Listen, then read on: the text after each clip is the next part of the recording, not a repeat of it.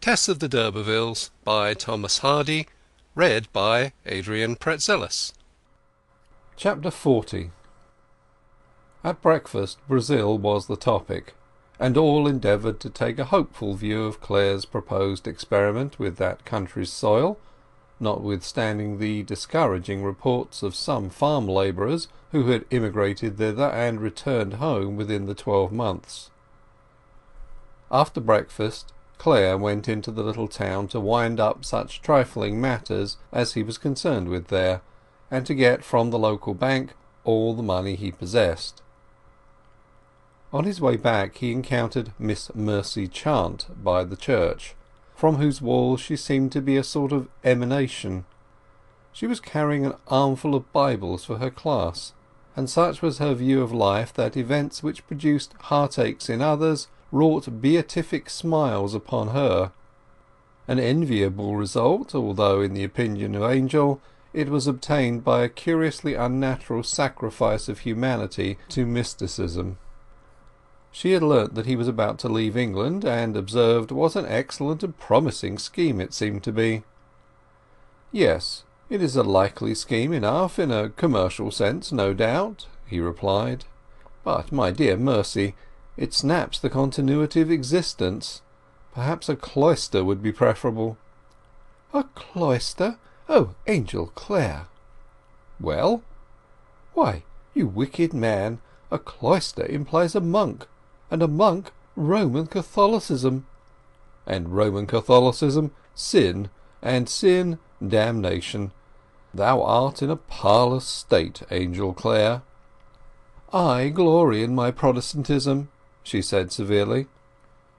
Then Clare, thrown by sheer misery into one of the demoniacal moods in which a man does despite to his true principles, called her close to him and fiendishly whispered in her ear the most heterodox ideas he could think of.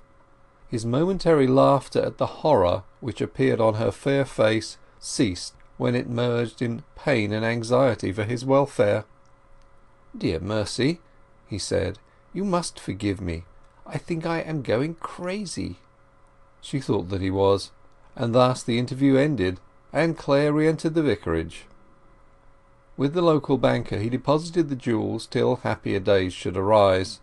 He also paid into the bank £30, to be sent to Tess in a few months, as she might require, and wrote to her at her parents' home in Blackmore Vale to inform her of what he had done.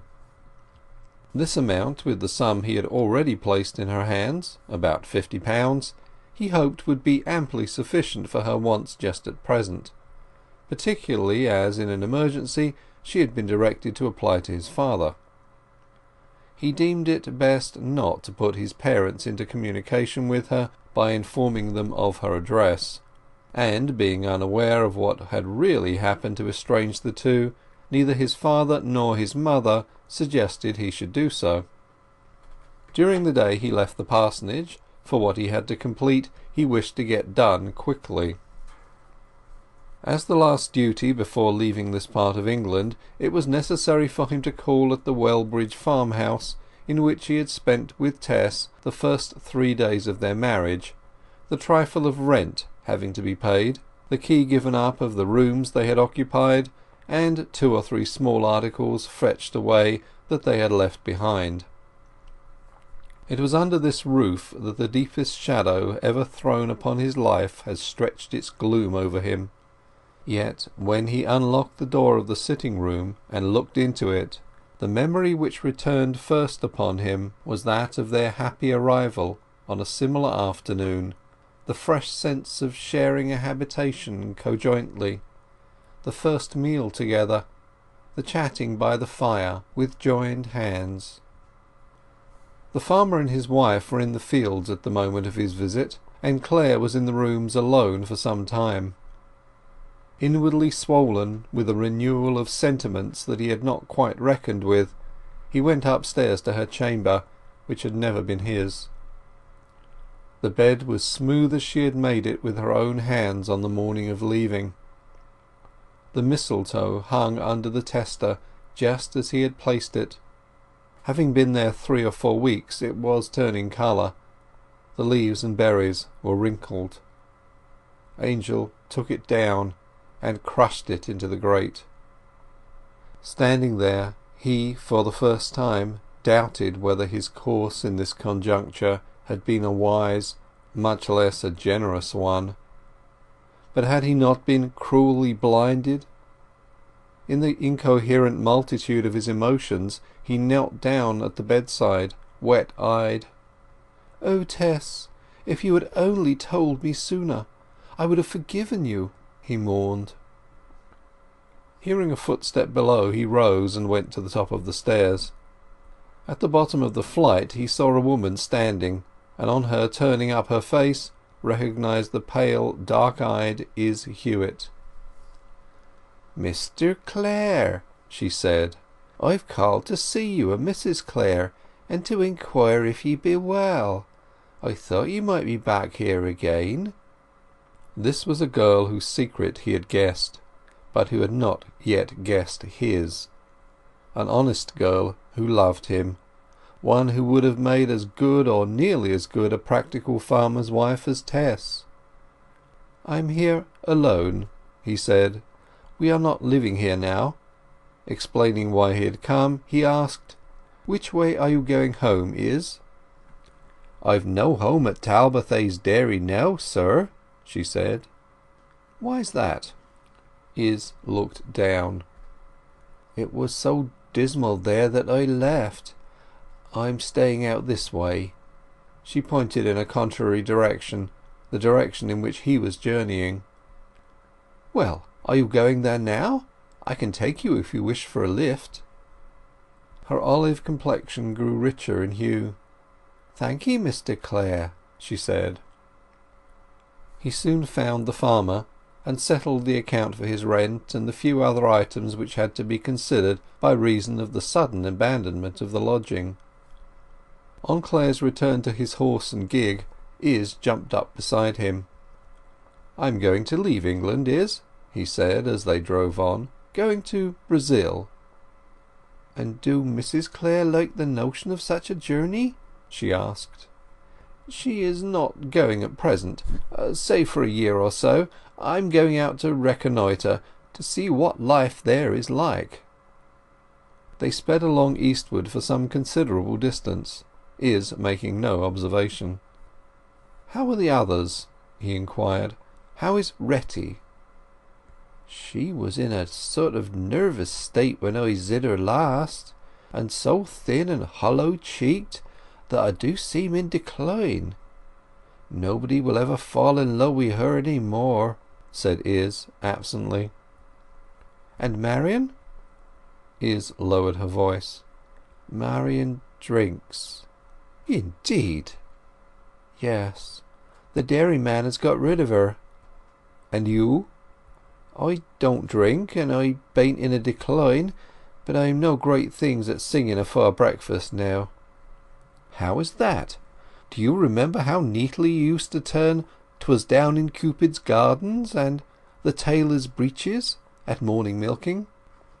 "Ah, yes. When you first came, sir, that was. Not when you had been there a bit."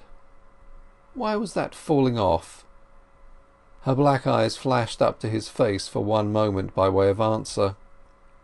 "Izz, how weak of you, for such as I!" he said, and fell into reverie. "Then suppose I had asked you to marry me?" "If you had, I should have said yes, and you would have married a woman who loved 'ee." "Really?" "Down to the ground," she whispered vehemently. "Oh, my God, did you never guess it till now?"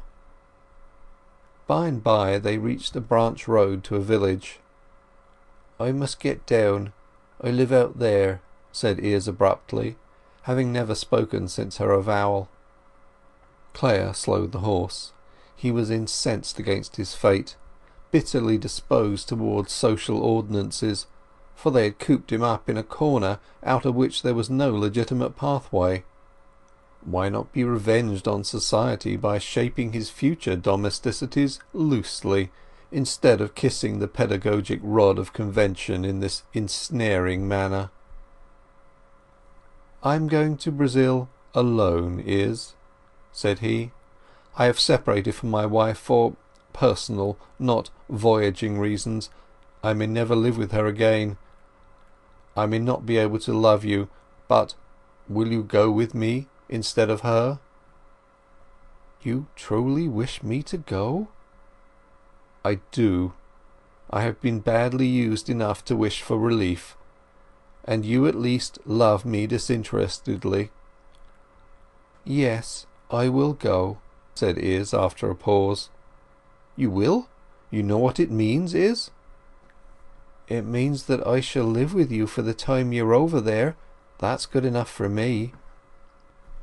"Remember, you are not to trust me in morals now, but I ought to remind you that it will be wrong-doing in the eyes of civilization.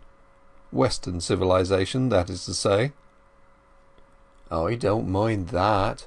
No woman do when it comes to agony point, and there's no other way." "Then don't get down, but sit where you are." He drove past the crossroads, 1 mile, 2 miles, without showing any signs of affection. "You love me very, very much, Izz?" he suddenly asked. "I do. I've said I do. I loved you all the time we was at the dairy together." "More than Tess?" She shook her head. "No," she murmured, "not more than she." "How's that?" "Because nobody could love 'ee more than Tess did. She would have laid down her life for 'ee. I could do no more." Like the prophet on top of Peor, Izz Huett would fain have spoken perversely at such a moment, but the fascination exercised over her rougher nature by Tess's character compelled her to grace. Clare was silent. His heart had risen at these straightforward words from such an unexpected, unimpeachable quarter. In his throat was something as if a sob had solidified there. His ears repeated, "She would have laid down her life for 'ee. I could do no more." "Forget our idle talk, Izz," he said, turning the horse's head suddenly. "I don't know what I've been saying. I will drive you back to where your lane branches off." "So much for honesty towards 'ee. Oh, how can I bear it? How can I? How can I?" Izz Huett burst into tears and beat her forehead as she saw what she had done. "Do you regret that poor little act of justice to an absent one? Oh, Izz, don't spoil it by regret." She stilled herself by degrees. "Very well, sir. Perhaps I didn't know what I was saying either. What, when I agreed to go, I wish, what cannot be." "Because I have a loving wife already." "Yes, yes, you have." They reached the corner of the lane which they had passed half an hour earlier, and she hopped down. "Izz, please, please forgive my momentary levity," he cried. "It was so ill-considered, so ill-advised." "Forget it? Never, never! Oh, it was no levity to me." He felt how richly he deserved the reproach that the wounded cry conveyed, and, in a sorrow that was inexpressible, leapt down and took her hand. "Well, but Izz, we'll part friends anyhow. You don't know what I've had to bear." She was a really generous girl, and allowed no further bitterness to mar their adieu. "I forgive 'ee, sir," she said. "Now, Izz," he said, while she stood beside him there, forcing himself to the mentor's part he was far from feeling, "I want you to tell Marian when you see her that she is to be a good woman and not to give way to folly. Promise that. And tell Retty that there are more worthy men than I in the world, that for my sake she is to act wisely and well. Remember the words, wisely and well, for my sake. I send this message to them as a dying man to the dying, for I shall never see them again. And you, Izzy, You have saved me by your honest words about my wife from an incredible impulse towards folly and treachery. Women may be bad, but they are not so bad as men in these things. On that one account I can never forget you. Be always the good and sincere girl you have hitherto been, and think of me as a worthless lover, but a faithful friend. Promise." She gave the promise. "Heaven bless and keep you, sir. Goodbye." He drove on, and no sooner had Izz turned into the lane and Clare was out of sight than she flung herself down on the bank in a fit of raking anguish, and it was with a strained, unnatural face that she entered her mother's cottage late that night. No one ever was told how Izz spent the dark hours that intervened between Angel Clare's parting from her and her arrival home. Clare, too, after bidding the girl farewell, was wrought to aching thoughts and quivering lips, but his sorrow was not for Izz.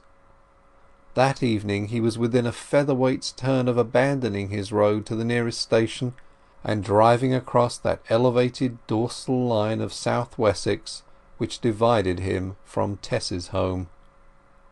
It was neither a contempt for her nature nor the probable state of her heart which deterred him. No, it was a sense that, despite her love, as corroborated by Izz's admission, the facts had not changed. If he was right at first, he was right now, and the momentum of the course on which he had embarked tended to keep him going in it, unless diverted by a stronger, more sustained force than had played upon him this afternoon. He could soon come back to her. He took the train that night for London, and 5 days after shook hands in farewell of his brothers at the port of embarkation. End of chapter 40.